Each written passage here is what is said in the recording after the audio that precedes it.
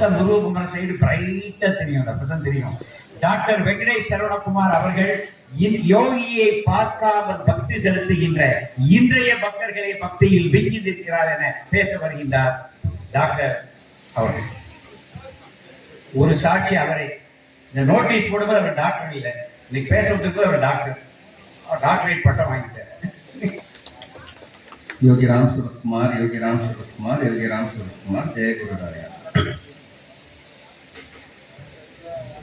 எல்லா புகழும் எனது யோகி ராம் சுரத்குமார் அவர்களுக்கு. எனக்கு இந்த மாதிரி பட்டிமன்றங்கள் எல்லாம் பேசி அப்படிங்கிறது பழக்கம் கிடையாது. ஐயா சொல்லியிருந்தாங்க 2025 இருந்து ஒவ்வொரு லொக்கேஷனுக்கும் போய் ஒவ்வொரு கோயிலில் உங்களோட எக்ஸ்பீரியன்ஸை ஷேர் பண்ணிக்கணும் அப்படிங்கிற மாதிரி. அது இவ்வளோ சீக்கிரம் ஐயா அரேஞ்ச் பண்ணுவாங்க அப்படிங்கிறது நான் நினைக்கல. அதுலேயும் தலைப்பே இவ்வளவு ட்விஸ்டாக இருக்கும் அப்படிங்கிறதையும் நான் நினச்சி பார்க்கல. ஒரு டஃபஸ்ட் பிளாட்ஃபார்மாக தான் ஐயா கொடுத்துருக்குறாங்க. எங்களோட தலைப்பு, எங்களோட அணியோட வாதம் என்ன அப்படின்னு சொன்னால், பக்தியில விஞ்சி நிற்பது அப்படிங்கிறது. அந்த ஒரே ஒரு வார்த்தை மட்டும்தான், விஞ்சி நிற்பது அப்படிங்கிறது. இதுல இருக்கக்கூடிய ஐயா முன்னாடி பேசும்போது சொன்னாங்க, நாங்க பகவானை நேர்ல பார்த்துட்டோம், அவர்கிட்ட நேரடியா தொடுதல் வாங்கியிருக்கிறோம், அடி வாங்கியிருக்கிறோம் அப்படின்னு சொல்லி. அதுவும் பகவான் பாத்தீங்கன்னா யூடியூப்ல நிறைய வீடியோலாம் பார்ப்பீங்க. ஒரு அன்னதான கூடத்துல இருக்கும்போது அடிச்சு சிரிப்பாங்க, அருமையாக அடிச்சு சிரிப்பாங்க. அந்த மாதிரியான ஒரு எக்ஸ்பீரியன்ஸ் எல்லாமே கிடைச்சிருக்குது. ஆனா சொல்றதுக்காக மன்னிச்சுக்கணும் ஐயா, அதுலயே சில முரண்பாடுகளும் இருக்குது. நீங்க பேஸ்புக் இதெல்லாம் பாத்தீங்கன்னா, என்ன மனிதனோட இயல்பு என்ன அப்படின்னு சொன்னா, தனக்கு ஒண்ணு கிடைச்சிருச்சு, கிடைத்திருக்கிற ஒரு வைரம் கிடைச்சிருச்சு அப்படின்னு சொன்னா, அது எனக்கு தான் சொந்தம், நான் தான் அதை ஃபர்ஸ்ட் பார்த்தேன், அது எனக்கு மட்டுமே உரித்தானது அப்படிங்கிற ஒரு இயல்பு மனிதனுக்கு உண்டு. அது துரதிருஷ்டவசமாக யோகியின் தரிசித்த சில மூத்த அன்பர்களுக்கு இருக்கு அப்படிங்கிறது நம்மளோட முகநூல் பக்கங்களையும் அவர்களுடைய எழுத்துக்கள்லையுமே நம்மளுக்கு நல்லாவே தெரியும். நம்ம அதை ரெகுலராகவே பார்த்துக்கிட்டு தான் இருக்கிறோம். அப்ப யோகியை பார்த்திருக்கிறோம், தெய்வத்தை பார்த்திருக்கிறோம். அந்த தெய்வம் நம்மளுக்கு குருவா வந்திருக்குது. அந்த குருவை தரிசித்த கிட்ட போன பிறகு நம்மகிட்ட இருக்கக்கூடிய அந்த களங்கங்கள் எல்லாமே போயிருக்கணும். அவங்க எங்களுக்கு வழிகாட்டணும். ஆனா என்னன்னா சில முரண்பாடுகள், அதான் சொல்றாங்க மனித இயல்பு எனக்கு அது சொந்தம் அப்படின்னு நினைக்கிறது. அதுல நீங்க முரண்படுறீங்க ஐயா, நாங்க அதை முரண்படல. ஒரே ஒரு விஷயம் என்ன அப்படின்னு சொன்னா, அந்த காலத்துல பக்தர்கள் எல்லாருமே பக்தர்கள் அப்படிங்கிறது பாத்தீங்கன்னா, கோயிலுக்கு போவோம், ஒரு கஷ்டம், எனக்கு குடும்பத்துல இருக்கக்கூடிய கஷ்டம், அது நிவர்த்தி ஆகும் அப்படின்னு போறது. அது நிவர்த்தி ஆகுது, ஓகே வந்துடுறாங்க. திருப்பி ஒரு கஷ்டம், இது பலன் கருதி செய்யறது.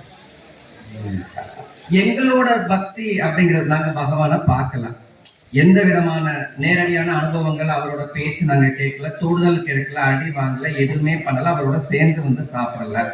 ஆனா நாங்க பக்தி செலுத்துறோம்.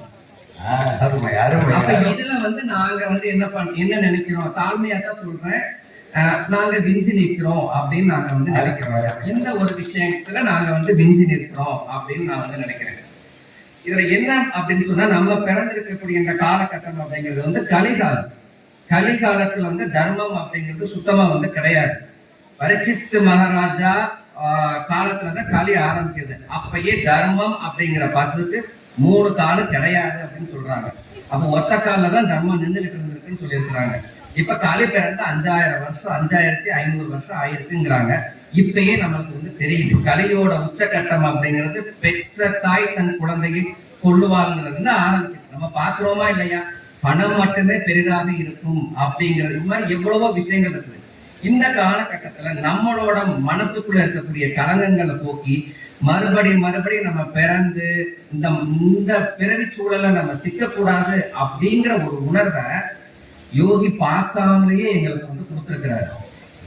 இந்த இடத்துல நாங்க என்ன பண்றோம்னா, பக்தியில அந்த மற்ற பக்தர்களை விட நாங்க அருமை அருமை அருமை. ஒரு விஷயம் சொல்லுவாங்க, நாங்க தேவகி அம்மாவை ஒரு 2-3 மாசங்களுக்கு முன்னாடியே ஐயாவோட சேர்ந்து ஒரு ஆன்மீக பயணம் போகும் பொழுது நாங்க பார்த்தோம்.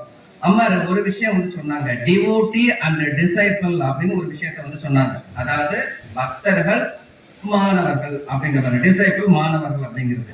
டிவோட்டி அப்படிங்கிறவருக்கு வந்து என்ன ஒரு வேலை அப்படின்னு சொன்னா பலம் தருதுதல். எனக்கு இது வேண்டும், எனக்கு இது வேணும், எனக்கு இது வேணும், எனக்கு இந்த கஷ்டம் இது வந்து போகணும் அப்படிங்கிறது தான்.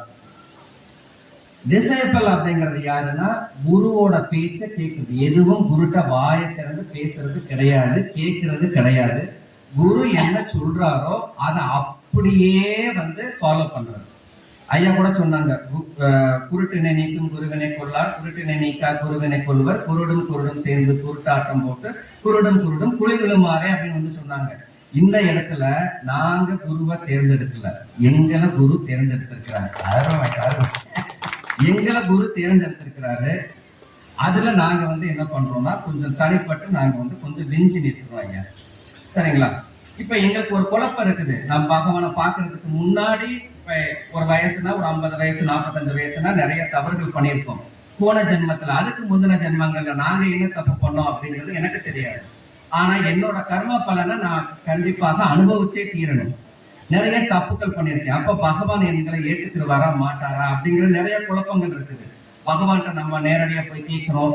இதுல ஒரு விதமான அனுபவங்கள். எங்கள்கிட்ட பகவான் பேசுறது எல்லாமே அனுபவங்களாகத்தான். உங்களை மாதிரியான மூத்த பக்தர்களுக்கு கொடுத்திருக்கக்கூடிய அனுபவங்கள் மூலமாகத்தான் எங்களை வந்து ஆட்கொண்டார்கள்.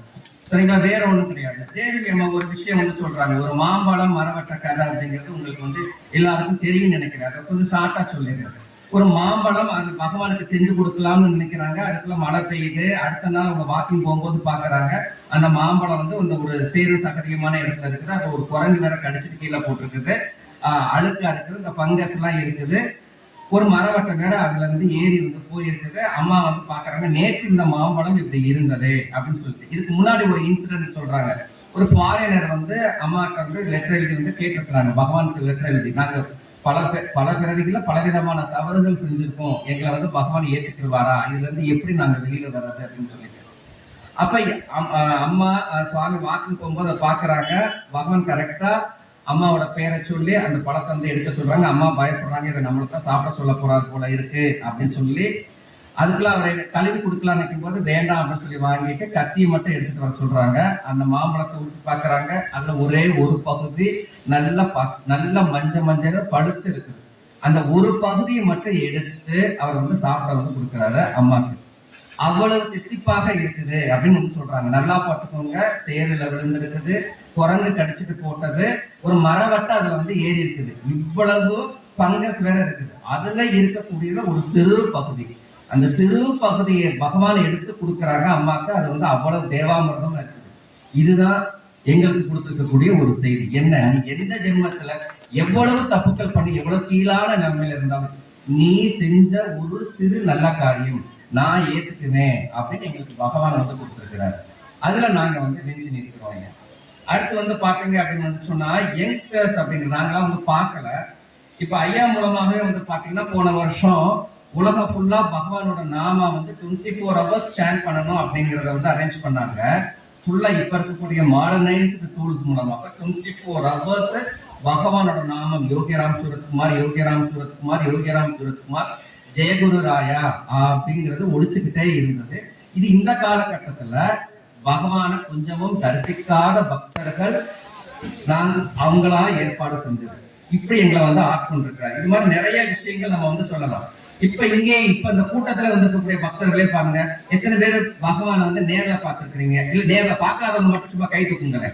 நேர்ல பார்க்காதவங்க கை தூக்குங்க பாருங்க. ஃபுல்லா மெஜாரிட்டி அவங்க தான். மெஜாரிட்டி நாங்க தான் சொல்றது. அப்படிதான் பகவானை தரிசிக்காத நாங்க தான் நிறைய பேர் இருக்கிறோம். இல்ல இப்ப இந்த காலகட்டத்தில் எந்த இருக்கிறதான்னு கேட்டிருக்கிறாங்க இல்லையா? அடுத்து வந்து பாத்தீங்கன்னா வியாழந்தோறும் கூட்டு பிரார்த்தனை அப்படின்னு ஐயா ஏற்பாடு பண்ணிருக்கிறாங்க. அதுல கலந்துக்கக்கூடியது எல்லாமே வந்து பாத்தீங்கன்னா யங்ஸ்டர்ஸ்.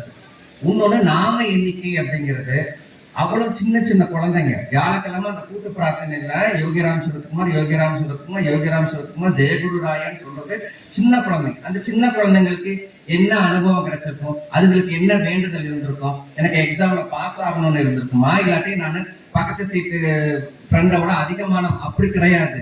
பகவான் அவங்களை வந்து ஆட்கொள்றார், நாம மூலமாக ஆட்கொள்றார். நாமமே பகவானா இருக்கிறாரு. அதனால அந்த குழந்தைங்க வந்து ஈர்க்கப்படுறாங்க. அப்படி ஈர்க்கப்பட்ட பக்தர்கள் தான் வந்து நாங்க. ரெண்டு விஷயங்கள் மட்டும் நான் வந்து சொல்றேன். ஆக்சுவலா இப்ப இந்த சமீபத்துல வியாழக்கிழமை ஒரே ஒரு விஷயம் வந்து ஒரு பக்தர் வந்து பகிர்ந்துக்கிட்டாரு. ஐயா அதை சொல்லலாம்னு நினைக்கிறேன். அந்த 2 minutes. Take 2 minutes. அவர் பகவானோட ஒரு பக்தர், ஆனா அவரோட மனைவி வந்து பகவானோட பக்தை கிடையாது. அவர் கண்டினியூஸா வீட்டுல வந்து நாமம் சாண்டிங் ஓடிக்கிட்டே இருக்குது. லண்டன் மணிவேல். ஐயா பேர் வந்து சொல்லியிருக்கிறாங்க. சரிங்களா? ஆக்சுவலா அவங்களுக்கு வந்து கொஞ்சம் ஹை பிபி, கொஞ்சம் உடல்நிலை வந்து சரியில்லை, செஸ்ட் பெயின் கண்டினியூஸா இருந்திருக்கு. பட் அவங்க வந்து மருத்துவத்தை போக்குறதுக்கு விரும்பல. அவங்க பேசாம அப்படியே இருந்துட்டாங்க. இவர் நாம சொல்லிட்டு இருந்தா வீட்டுல எப்பயுமே நாம அவங்க வந்து ஓடிக்கிட்டே இருக்கும். அவங்க நைட்டு வீட்டுல படுத்துட்டாங்க. அவங்க Mrs chest pain, high BP, அவங்க படுத்திருக்கிறாங்க. அவங்களோட உணர்வு தலைமாட்டுக்கு பக்கத்துல 2 பேர் யாரோ வந்து உட்கார்றாங்க அப்படிங்கிற மாதிரியான ஒரு உணர்வு. தன்னுடைய உடலில் இருந்து உயிர் கொஞ்சம் கொஞ்சமாக பிரிவதை அவர்களால் உணர முடிந்தது அப்படிங்கறத அவங்களே சொல்றாங்க. என்ன நினைச்சாங்க அப்படின்னு என்னன்னு தெரியாது. அவங்களோட உள்ளுணர்வு யோகியின் தூண்டுதல், யோகிராம் சூரத்குமார், யோகிராம் சூரத்குமார், யோகிராம் சூரத்குமார் அப்படின்னு அவங்க சொல்லியிருக்கிறாங்க. அவங்க காலை யாரோ வந்து பிடிச்சு அழுத்தி மேலே எழுமன ஆத்மாவை உள்ள அழுப்புன மாதிரி இருந்தது அப்படிங்கிறத சொல்லியிருக்கிறாங்க. அப்ப இதுவரை பகவானின் நாமத்தை சொல்லாத ஒருத்தவங்க, பகவானோட நெடுநாள் பக்தரோட ஒரு மனைவி அந்த ஒரு ஆபத்து காலத்துல பகவானோட நாமத்தை சொல்லி பண்றாங்க அப்படின்னு வந்து என்ன அர்த்தம்னா, இது எங்களோட முயற்சி கிடையாது. நாங்க பகவான் எங்களை வந்து ஆட்கொண்டு இருக்கிறார் அப்படிங்கறத ஒரு முக்கியமான விஷயம். இன்னொரு ஒரே ஒரு விஷயம், சின்ன குழந்தைங்கள்ட்ட எப்படி இருக்குது அப்படின்னு சொல்லிட்டு, என்னோட தம்பி பொண்ணு ஃபாரின்ல இருக்கிறாங்க. அவங்க இடையில ஒரு தடவை வந்திருந்தாங்க. நாங்க அந்த பொண்ணுகிட்ட என்னோட மனைவி வந்து சொன்னாங்க, சின்ன குழந்தை ஒரு 6 வயசு 7 வயசு, நீ பகவானோட போட்டோ வந்து காமிச்சு, இவர் தான் யோகிராம் சூரத்குமார், யோகிராம் சூரத்குமார், யோகிராம் சூரத்குமார், யோகிராம் சூரத்குமார், ஜெயகுரு ராயான்னு சொல்லு, உனக்கு ஏதாச்சும் ஒரு என்ன உனக்கு வேண்டதுன்னு சொல்லு, வண்ணத்து பூச்சி வடிவில் அவர் வந்து வருவாரு அப்படின்னு சொல்லிட்டு. இப்ப அவ பட்டர்ஃபிளை அப்படிங்கிறத பார்த்தாலே அவ சொல்லக்கூடிய ஒரு விஷயம் என்னன்னா, யோகிராம் சூரத்குமார், யோகிராம் சூரத்குமார், யோகிராம் சூரத்குமார் அப்படின்னு சொல்லிட்டு. அப்ப ஒரு சின்ன குழந்தைய அவர் எப்படி ஆட்கொண்டிருக்கிறார். ஒரு கேம், அவங்க அம்மாவோட விளையாடுற ஒரு கேம், அதுல தோத்து போற மாதிரியான நிலைமைகளுக்கு உடனே உள்ள ஓடி போய் பகவானோட போட்டோவை பக்கத்துல எடுத்து வந்து உட்காந்து யோகிராம் சூரத்குமார், யோகிராம் சூரத்குமார், யோகிராம் சூரத்குமார் அப்படின்னு வந்து சொல்லியிருக்க அந்த 7 வயசு குழந்தை. இதுதான் இந்நாளை பக்தர்களோட பக்தி. அவங்க வந்து எந்த இடத்துல வந்து மிஞ்சி இருக்கிறாங்க. அது சின்ன குழந்தைக்கு அந்த வின்னிங் கேம் அப்படிங்கிறது வந்து ஒரு டாப்பஸ்ட் ப்ரையாரிட்டி. பட் எங்களை மாதிரியான ஒரு ஏஜ்ல இருக்கிறவங்களுக்கு வந்து பாத்தீங்க அப்படின்னு சொன்னா, இந்த சம்சார அவசாரத்தை கடக்கணும். யார் மூலமா கடக்கிறது? பகவான். அதுக்கு பகவான் எங்களை ஆட்கொண்டு இருக்கிறாரு அப்படின்னு நான் வந்து சொல்றேன். அப்போ ஓரளவுக்கு இப்ப வந்து பாத்தீங்க அப்படின்னு வந்து சொன்னா, பக்தர்கள் தரிசிச்சிருக்கிறாங்க, அவங்களோட அனுபவங்கள், தரிசிக்காத நாங்க எங்களோட அனுபவங்கள் அப்படிங்கிறதோட நான் வந்து முடிச்சுக்கிறேன். இப்ப இதே மாதிரி பக்தர்கள் தரிசிக்காத பக்தர்களை பத்தி பேசணும். இப்ப என்னோட அனுபவங்களே வந்து பேசணும் அப்படின்னு சொன்னா ஒரு புக்கே வந்து போடலாம், அந்த அளவுக்கு இருக்குது. ஒரே ஒரு விஷயத்தை மட்டும் நான் வந்து சொல்லிடுறேன். ஆக்சுவலா நான் வந்து 94ல இருந்து 97 வரை கல்லூரி காலகட்டத்தில் போகும்போது அந்த பஸ்ல வந்து யோகிராம் சூரத்குமாரோட போட்டோ இருக்கும் டிரைவருக்கு பின்னாடி. இளையானகுடி பக்கத்துல இருந்து இந்த இடைக்காட்டு பக்கத்துல போகக்கூடியதுல ஆனந்த் பஸ்ல போட்டிருக்கும். நான் ஒரு பக்கத்துல நின்றுருக்கேன், போட்டோல இருந்திருக்கேன். சொல்லுவாங்க திருவண்ணாமலை சாமியார், விசிறி சாமியார் சொல்லுவாங்க. அது அவ்வளவுதான் எனக்கு தெரியும். அவர் ஒரு சாமியார், அவ்வளவுதான் தெரியும். அதை பத்தின எந்த விதமான ஒரு புரிதல் வந்து கிடையாது. 92 93ல நாங்க என்னோட ஆச்சி, தாத்தா, அம்மா, அப்பா, சித்து எல்லாரும் சேர்ந்து ஒரு சுற்றுலா மாதிரி வந்து போனோம். ஒரு மகேந்திரா வேன், அந்த காலத்துல மகேந்திரா வேன் தான் ரொம்ப ஃபேமஸ். போட்டோலாம் எடுத்துக்கும். அந்த போட்டோவை மிக சமீப காலத்துல 6 மாதங்களுக்கு முன்னாடி நான் பாக்குறேன். அதுல என்ன இருக்கு அப்படின்னு சொன்னா, யோகிராம் சூரத்குமார் போட்டிருக்கிற அந்த வேன்ல. இது நம்ம என்னன்னு சொல்றது? அப்ப அந்த போட்டோவை அத்தனை நாள் நாங்க பார்த்துட்டோம், எங்க கண்ணுல அது வந்து படவே இல்லை. இப்ப அது வந்து கண்ணுல வந்து தெரியுது அப்படின்னு சொன்னா என்ன அர்த்தம் அப்படின்னு சொன்னா, உன்னை நான் ஆட்கொண்டேன், நீ போற பாதை சரியான பாதை அப்படின்னு பகவான் வந்து எங்களுக்கு சொல்லுறார் அப்படின்னு வந்து சொல்லி, இதுதான் எங்கள் தரப்பு வாதம் என்று சொல்லி, யோகிராம் சூரத்குமார், யோகிராம் சூரத்குமார், யோகிராம் சூரத்குமார், ஜெயகுரு ராயா. அருமைக்கு நன்றி. நன்றி.